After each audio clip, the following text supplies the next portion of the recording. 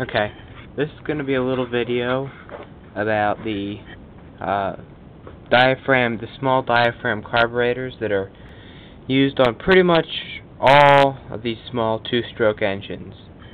You know, the ones on weed whackers, leaf blowers, some edgers use them, hedge trimmers, all different kinds of things. They all use these little diaphragm carburetors. We've all seen them. This one happens to be I think it's a Walbro carburetor. Yeah, Walbro brand carburetor on a Craftsman leaf blower. Now, the problem with this leaf blower is, the reason it was brought to me is it has the common problem where it won't accelerate. You know, it'll start up just fine and idle, but when you go to give it some throttle and speed it up a little bit, it'll bog down. It won't accelerate, or it'll even stall. So oh jeez, my battery looks like it's dying. No, never mind. Anyway, take it off here. First thing I want to talk about is the two fuel lines on here. One fuel line, the thinner one in most cases, is the feed for the carburetor, and the thicker one is the return. Now, I want to kind of clarify something. A lot of people call these bubbles right here primer bulbs. Well, when you call it a primer bulb, it kind of implies that it's actually you know, shooting gas into the throat of the carburetor so it can be burnt. Well, actually, when you press the primer bulb on one of these small two-stroke carburetors, these diaphragm carburetors, it doesn't actually shoot any fuel into the throat of the carburetor like, you know, like this carburetor from a Tecumseh engine I just happen to have sitting here. When you press this primer bulb, it fills the float bowl with air, which forces fuel up through the tube of the carburetor. I think it's called they call it the emulsion tube in the carburetor, and shoots it out right there, in that little small tube right there. You can see it. Well, in this case, the only thing this primer does is pump fuel through the system of the carburetor to remove air. That's why on the return line to the gas tank, when you press the pump, you'll see air bubbles going through. That's air that worked its way into the carburetor just from sitting. You know, the gas drained out back down the lines. So these are, I call them purge pumps, not primers. Purges. You can see. I don't know if you can see in the line there, but when you purge it, see the air coming out? Little bubbles in the line? Alright, so let's go ahead and pull this off. When I pull a carburetor off like this, and it's got a lot of gas in it like this one does, I loosen up the gas cap a little bit. I don't take it off. And the first line I pull off is the feed line for the carburetor, the smaller line. Sometimes you can pull them off by hand, and sometimes I use a pair of pliers because they don't want to come off. And they usually rip if they're old, so it doesn't really matter. And that one came off. Now it's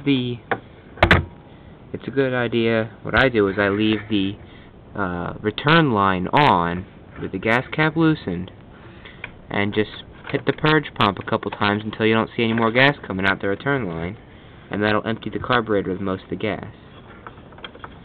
And it can't take anything new in because you already disconnected the feed line.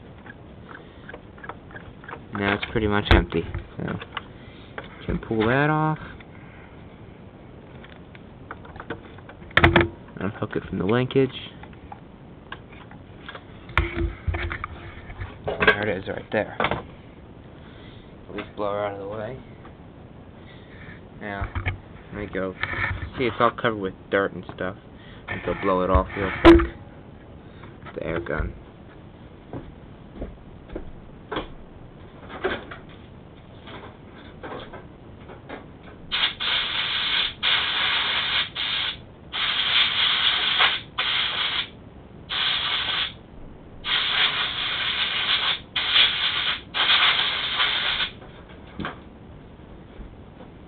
air gun does a nice job of cleaning these carburetors.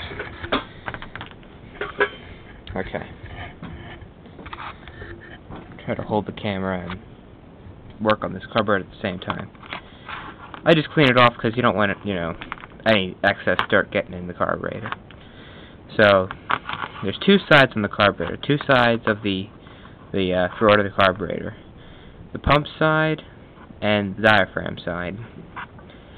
Now, what a lot of people don't know is that these carburetors actually do have a fuel pump in them, an automatic fuel pump. I'll show you what that is in a second. See if I can get the camera to stay set somehow. Okay. First side, I guess I'll take off the purge side first.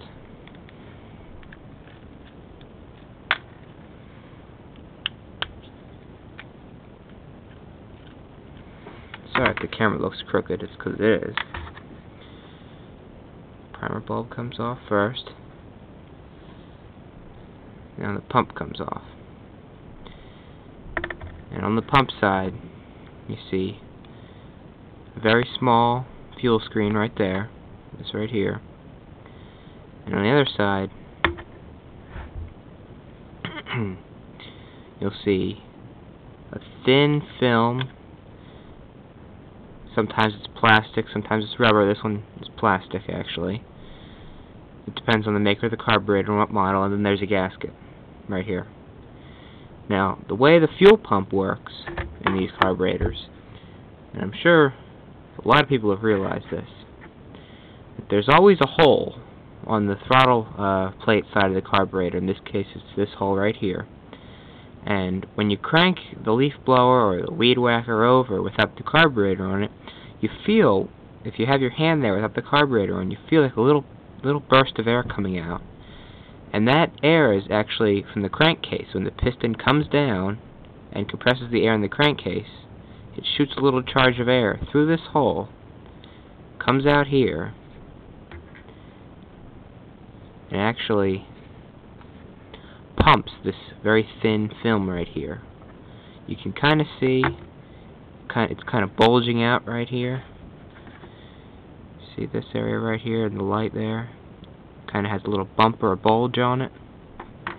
It actually moves up and down. Every time the piston goes up and goes down, and it shoots a charge of air in here, it acts like a little fuel pump. And that's what allows you to run your machine upside down or whatever. It doesn't rely on gravity or anything, like a lawnmower engine would, for example. That's why diaphragm carburetors are good. Now, let's take the diaphragm side off.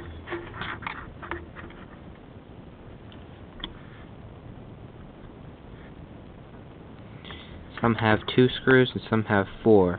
The Zama brand carburetors, you can see them a lot on home lights. They usually have, or the newer ones usually have 2 screws instead of 4. Walbro usually has 4.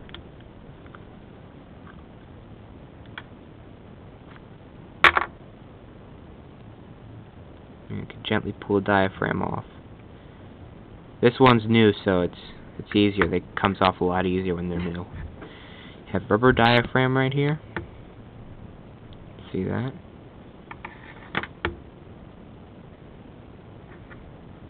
And it has, get the gas out of there. You can see it's got a little lever right there.